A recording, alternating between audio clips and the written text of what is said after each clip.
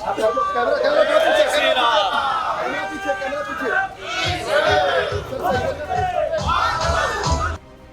बचाने का काम किया, उसके लिए आपका जितना साधुवाद करे वो कम। पीयूष गोयल जी पिछले 10 वर्षों से राज्यसभा के सदस्य हैं जी। कई विभागों को संभाल चुके हैं वो, कोयला मंत्री, ऊर्जा मंत्री, रेल मंत्री और अभी मैं वो उद्योग मंत्री, टेक्सटाइल मिनिस्टर और कई डिपार्टमेंट हैं। 10 साल का एक अनुभव बहुत लंबा अनुभव होता है। वो पेशे से चार्टर्ड अकाउंटेंट हैं, मैरिड होल्डर हैं और उनका जो परफॉर्मेंस है, मोदी जी उसी को प्यार करते हैं जो परफॉर्मेंस देता है, जो अपने मंत्रालय को अच्छी तरह संभालता है, जिसमें ट्रांसपेरेंसी होती है और कहीं भी किसी प्रकार की भी फाइनेंशियल इरेगुलरिटी नहीं होती। तो पीयूष जी का जो जीवन है, सार्वजनिक जीवन बहुत ही पारदर्शी रहा है। इसीलिए जो बीजेपी के अग्रिम पंक्ति के नेता हैं, जैसे नरेंद्र मोदी जी खुद हैं, अमित शाह हैं, नड्डा जी हैं, राजनाथ सिंह जी हैं, नितिन गडकरी हैं, उसी पंक्ति में पीयूष गोयल जी का नंबर आता है। तो दिल्ली से नरेंद्र मोदी जी ने पीयूष गोयल जी को यहाँ पर भेजा है।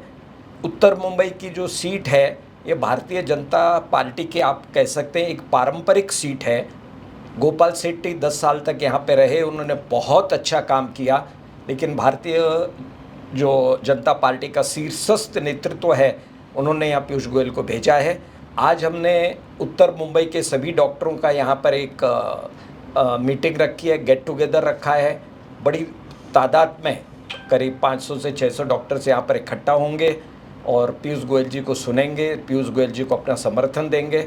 और मुझे लगता है पीयूष गोयल जी एक बहुत बड़ा मार्जिन लेकर के, maybe to the tune of 4 to 5 lakhs वो यहाँ पर जीत करके आएंगे। इसमें कोई संदेह नहीं है, क्योंकि डॉक्टर जो पढ़े लिखे होते हैं, उन्हें पढ़े लिखे व्यक्ति की पहचान होती है और पढ़ा लिखा व्यक्ति समाज का एक दर्पण होता है और जो अच्छी तरह से व्यवस्था को संभाल सकता है, उन्हीं का साथ पढ़ा लिखा वर्ग देता है। इसका देखिए, जब से नरेंद्र मोदी जी प्राइम मिनिस्टर बने हैं, वो भी गुजरात से थे और उन्होंने वाराणसी में जाकर के चुनाव लड़ा। तो ये जरूरी नहीं होता है, जब पूरी भारतीय राजनीति का परिदृश्य अगर हम देखें तो यहाँ पर पहले HR गोखले थे, वो भी यहाँ के नहीं थे, लॉ मिनिस्टर बने, सुब्रमण्यम स्वामी यहाँ से रहे। तो जरूरी नहीं होता है कि व्यक्ति 24 घंटे यहाँ पर उपलब्ध रहे। उसका कार्यालय होता है, कार्यालय में बहुत सारे लोग काम करने वाले होते हैं और हफ्ते में 1 दिन 2 दिन का समय अगर यहाँ उत्तर मुंबई की जनता को मिल जाता है तो कभी भी लोगों को ये नहीं लगता कि पीयूष गोयल उनके बीच के लोग नहीं हैं, क्योंकि देश की राजनीति उत्तर मुंबई के हितों के ऊपर है। जिस व्यक्ति का देश की राजनीति में इतना बड़ा योगदान हो, वहाँ पे अगर उत्तर भारत के लोगों, उत्तर मुंबई के लोगों को 10-5% कम उनका समय मिलेगा तो उसकी पूर्ति उनके ऑफिस का स्टाफ, क्योंकि ऑफिस का जो स्टाफ होता है उसको भी उतने ही पावर्स होते हैं जो एक मेंबर ऑफ पार्लियामेंट को होते हैं। और जो छोटे मोटे काम हैं, गोपाल शेट्टी, ये बात सच है कि उनके ऊपर मंत्री का दायित्व नहीं था तो ज़्यादा समय दे पाते थे, लेकिन लोग ऐसी ऐसी समस्या लेकर के आते हैं जो नगर सेवक के स्तर की होती हैं या विधायक के स्तर की होती हैं। अब जो नेशनल इश्यूज़ होते हैं वो पीयूष गोयल जी बहुत अच्छी तरीके से लोगों के सॉल्व कर पाएंगे।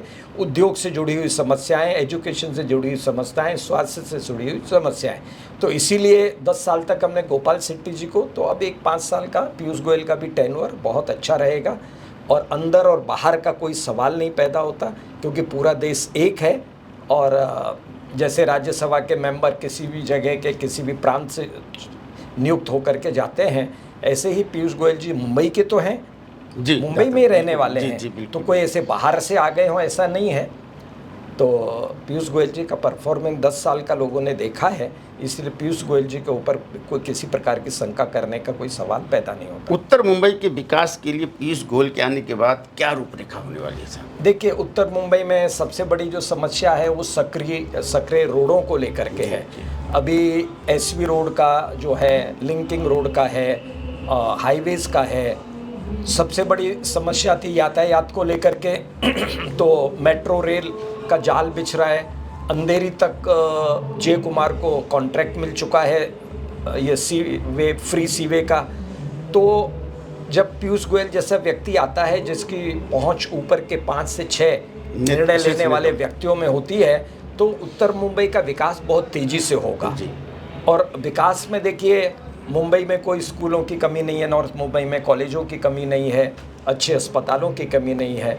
बस यहाँ पर की जो आबादी है वो साउथ मुंबई से बहुत ज़्यादा है, तो ट्रैफिक जाम की जो समस्या है उसको रोडों को चौड़ा करके, रोडों को अच्छी तरह बना करके, हाईवेज़ को, लिंकिंग रोड को, एसवी रोड को, फ्लाईओवर्स बना के, मेट्रो बना करके, फ्री सी वे बना करके उसको ट्रैफिक को कम किया जा सकता है। और मुझे लगता है कि ट्रैफिक को कम कर दिया, यातायात सुगम हो गया, और जो झोपड़पट्टी का विकास SRA पुनर्विशन के हो रहा है उसमें थोड़ी तेजी लाना, एक मल्टी स्पेशलिटी कोई हॉस्पिटल यहाँ पे बना करके देना, मुझे लगता है 5 साल में इतना काम हो गया तो उत्तर मुंबई के लोग उनको हृदय से कोटि कोटि धन्यवाद देंगे। साहब, एक बहुत जाने माने चिकित्सक हैं आप, एशिया के नंबर 1 आई स्पेशलिस्ट हैं।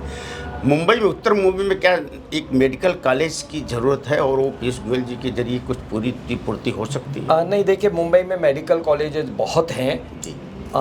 जैसे नायर है, KEM है, सायन है, JJ है, कुपर है। भगवती हॉस्पिटल को भविष्य में मेडिकल कॉलेज बनाया जा सकता है। आपकी बात एकदम सही है, मेडिकल कॉलेज की ज़रूरत है, उसके लिए बहुत बड़ा कैंपस लगता है, मुंबई में जगह की कमी है। लेकिन आने वाले भविष्य में भगवती हॉस्पिटल को, जैसे कुपर को डेवलप किया गया मेडिकल कॉलेज में, तो भगवती हॉस्पिटल को मेडिकल कॉलेज बनाया जा सकता है। इसके लिए आप पीयूष गोयल से कुछ चर्चा करेंगे? नहीं, देखिए, अभी तो चुनाव का समय है, जीतेंगे, और ये सब चर्चाएं चुनाव के पहले नहीं, चुनाव के बाद में होती हैं। SK पाटिल भी फंसा हुआ है लिटिगेशन में, SK पाटिल में भी मेडिकल कॉलेज बनाया जा सकता है।